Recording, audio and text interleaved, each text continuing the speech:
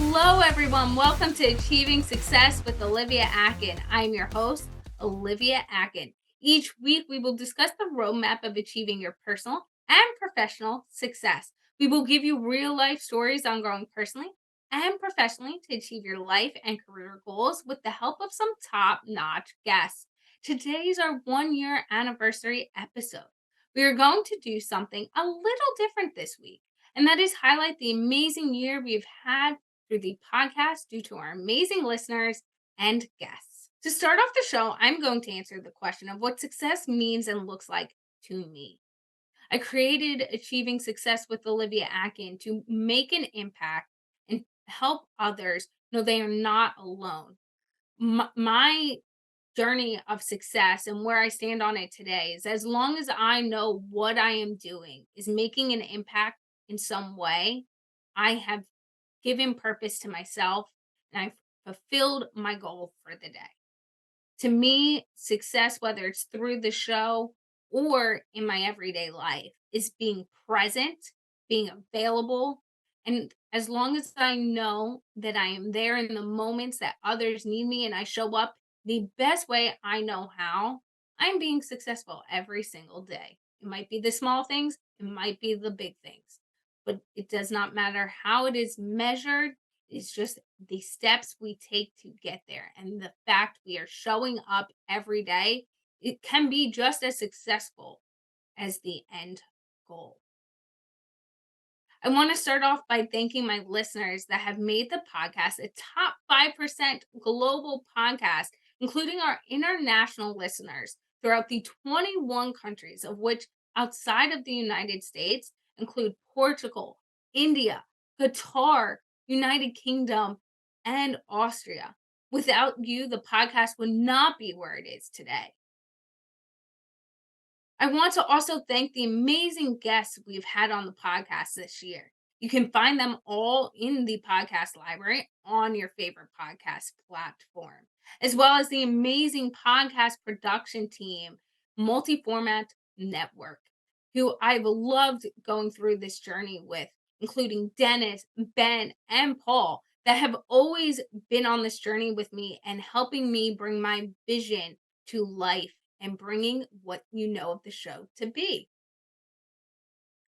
Now it is award time. I'm going to highlight the different milestone episodes.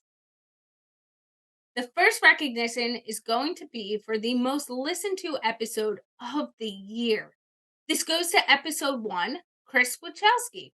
His episode, Achieving Success After American Ninja Warrior with Chris Wilczewski, holds a special place in my heart because not only was it an episode that was the very first episode released, it ended up being the very first episode I actually recorded. Chris's episode really dove into what it was like getting into parkour and growing as an individual and professionally through Ninja Warrior. Don't take my word for it. Hear it directly from Chris himself. Chris, when you started to get towards the end of your seasons on the show and decide your next path, what were some of the things you were working on, professionally or personally, to take that next step, whether it was during your time on the show or at the end? Yeah, I mean, as an athlete, I always knew that my shelf life is limited. And in terms of staying competitive in a sport, for most athletes, it's late teens to early 20s is where they're going to be most competitive, and I knew that was the case with me. So I think I always kind of had in the back of my head that like, okay, like this is your 5 to 7 years where you can give it 100%. Um, and I think that I took advantage of that in those moments. And then, when my time was up, I knew that it was time to kind of like let go. I could kind of see the underlying things around me where it's like, a lot of the younger athletes were coming up and, they were getting more and more competitive. And, instead of just continuing to like, push through and struggle with, very little reward, which, some athletes do. Some athletes try to stay competitive into their, mid 30s, late 30s. My personal, path was to say, okay, like, you gave it your all for those couple of years. And now let's, start looking at some of these other things that you were kind of setting up while you were doing that. And for me, that was really my business and my family. So I felt like it was an easy transition because I kind of always knew that it was coming. And the work that I was putting in with my businesses and with the family was kind of just like an easy segue to where I was going next in the sport. So let's touch upon that for a minute because I know Chris's businesses very well. I have been inside his facilities many, many times. And some of them were, to pick up people, and some were to hang out and try the equipment myself after the hours of, normal operations. So, that being said, for anyone who has visited any of Chris's gyms, especially his first one in New Jersey, what made you decide to open a gym? Because during that time of, the peak start of American Ninja Warrior and what people knew of that, there wasn't any real training facilities or anything like what you created. No, there wasn't. The gym that we created here in New Jersey, we being myself and my brother, because we did it together, was the first in the country that was specific to ninja and parkour in that capacity. And for us, I feel like it grew or kind of stemmed from like just like a love for the sport. We really enjoyed competing on the show. We enjoyed the obstacles, we enjoyed the environment, we enjoyed the people. So we're just like, we have this small community, why not try to start something? And I think to both of us, it was a little bit of a surprise, like how much it grew and exploded from there. But initially, it just came from like a love for it. It's like a chef opening a restaurant because they just really love to cook, or an ex football player opening some type of football clinic. Is like we just really enjoyed doing it, and thought that it was really awesome and wanted to share it with more people. So we did. And I think that's a key point. You opened a business in something you loved because you just enjoyed it and you wanted to do it. And that love really shined through in the service you provided, in how the gym is set up, and now how your other gyms are set up. And I think one thing that really shined through from my own experiences is the community you built from that gym. The second recognition is going to be for the first internationally listened to episode of the year. This goes to episode 3, Erica D'Angelo Ochs. Her episode, Pristine Organization Creates Immaculate Success with Erica D'Angelo Ochs. Her episode got us into Canada, Hungary, and Germany. Erica is a trailblazer, and she really demonstrates and discussed how everything we learn we can take into our next journey and utilize those skill sets to grow every day, no matter our path forward. Hear it from Erica herself on how she does it. Into the automotive industry, and how did you kind of say, as opportunities presented itself, yes, this is something I want to do. No, I don't want to go in this direction. How did you decide those paths to get to where you are today? I mean, part of it was getting to use these skills that I had already developed and seeing that I could be successful in that industry. So, like I worked in sales, I worked in program management, and when I think about what I had to, what I do in those roles, it does go back to things I had to do back in college that I learned how to do early on, right? So like getting a team of people to meet deadlines.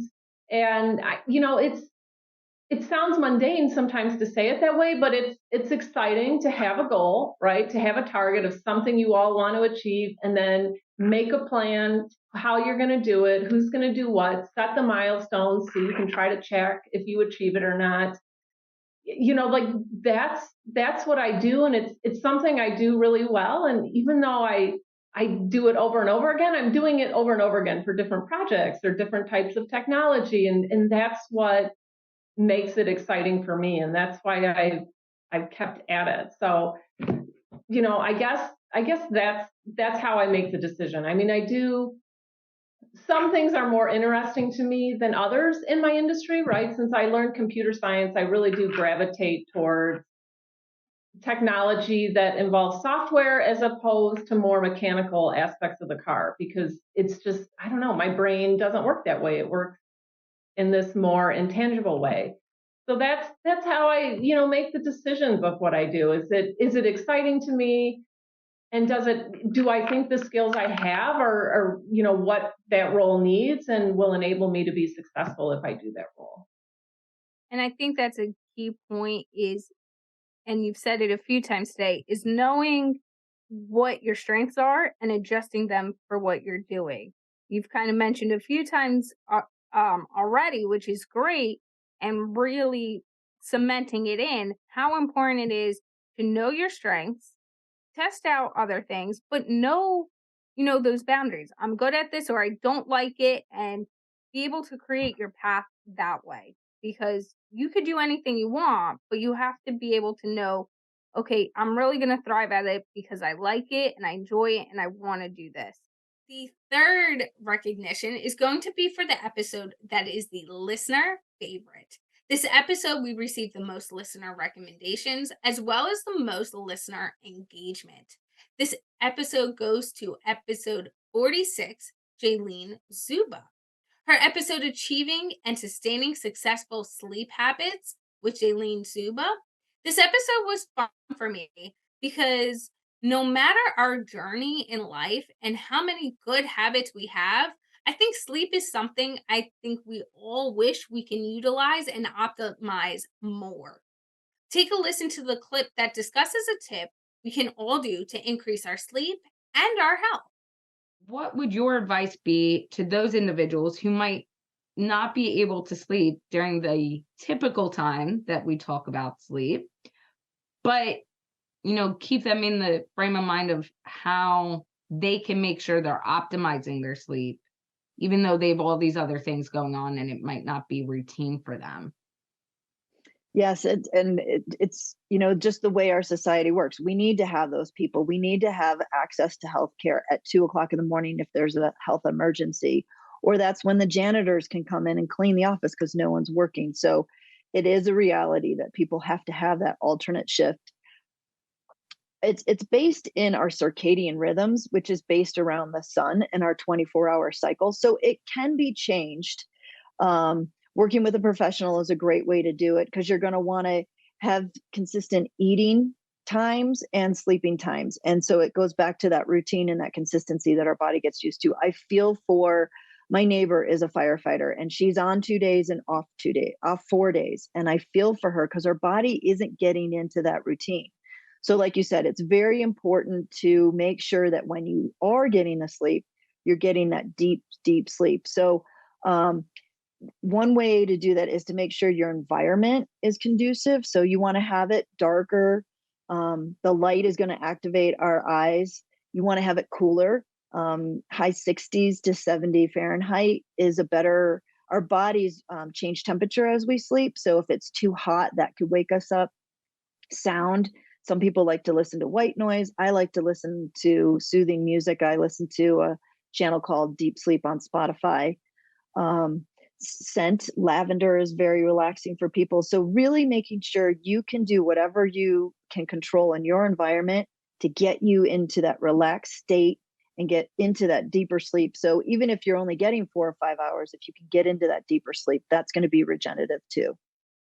The fourth recognition is going to be for the episode with the most interesting fact. This goes to episode 15, John Lahey. The successful transformation of Quinnipiac University with past president John Lahey was filled with so many interesting facts. Not only did he speak about his journey in becoming a university president and how he looked at being a university president throughout the years and how he made his decisions, but it also talked about how he thought about elevating the university and really bringing it to where it is today. One interesting fact was how, in his 31 years of presidency, he hand signed every single diploma that a student received, as well as shaking every single student's hand that walked across the stage at a graduation. And if they were not there, he found them. The most interesting fact, however, is how he came up with what we know today as the Quinnipiac polls and what his real purpose at the time of creation was and where it has grown to be what we know today. Let's talk about that transformation and you thinking outside the box, and let's take it a step further. A lot of people see Quinnipiac polls. We're not just a university with an education system, which of course is very important, and our athletics are always doing well, and how you strategically planned. We joke hockey instead of football when people ask us. But you strategically thought outside the box to get Quinnipiac to be recognized in different areas and in different ways, and to get the branding out there. One of the things you did was the Quinnipiac polls.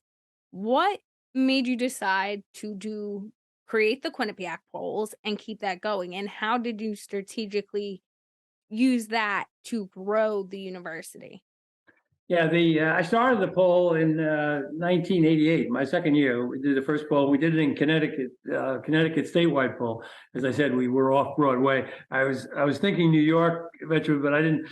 The media down there is pretty tough if you don't have your act together. So I wanted to get the kinks out before we got to Broadway with our poll. But I knew I was very conscious about it. The poll was, well, we say we do it for academic research and for the benefit of the community. I did it for branding and marketing. I knew the potential of the poll. The media back then, and still to this day, they like good copy, and particularly politics. Probably half the average between politics and sports. You probably have 90% of most newspapers and journal and TV and radio programs in any event. So I knew the power of it. So I started off Broadway, as I said, in Connecticut.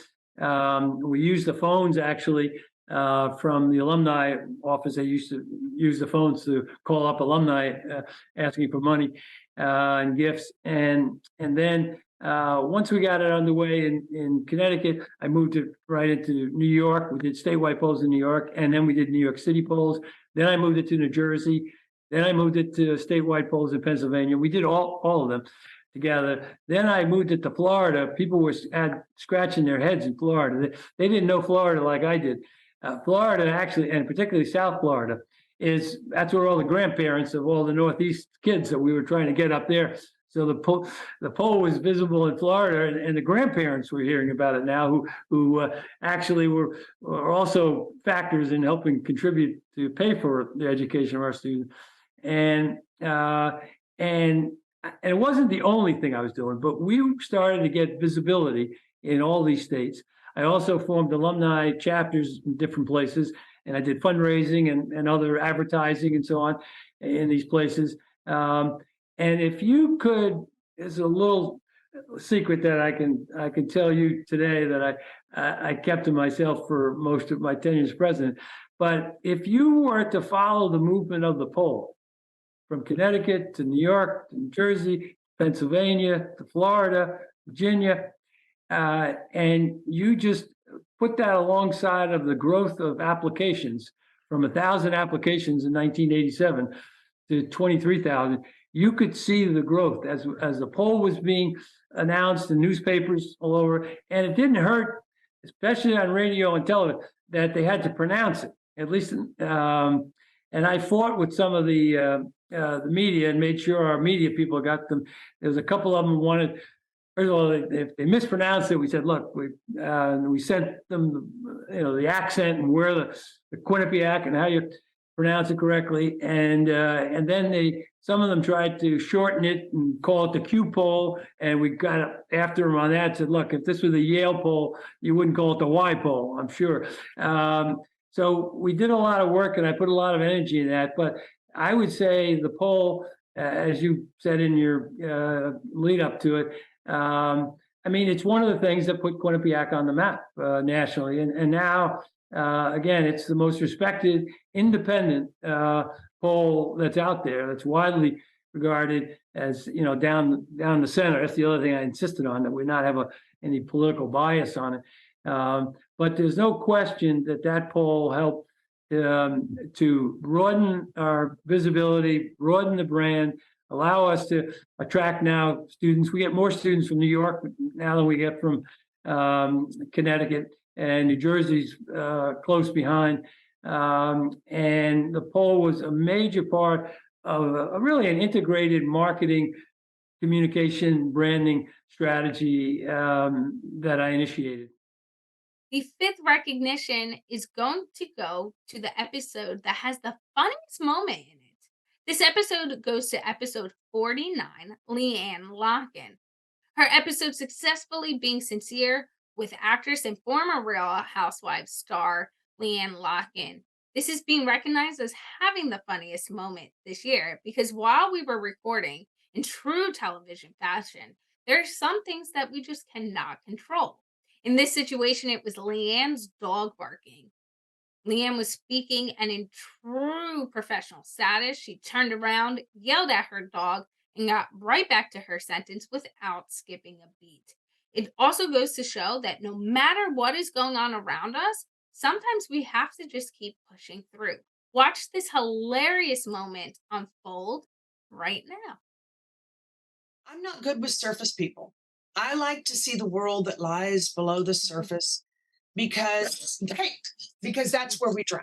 And that's where we survive. And that's where we choose to swim to the top or drown.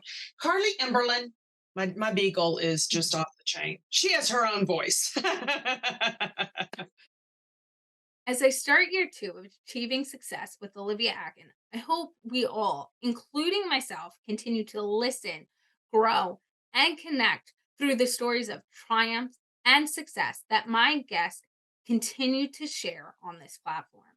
If you enjoy listening to the podcast, please subscribe and leave a rating as well as a review. I would love to hear from you and highlight our listeners. This was a great episode celebrating achieving success with Olivia Atkin 1 year anniversary. Thank you for listening and have a successful day.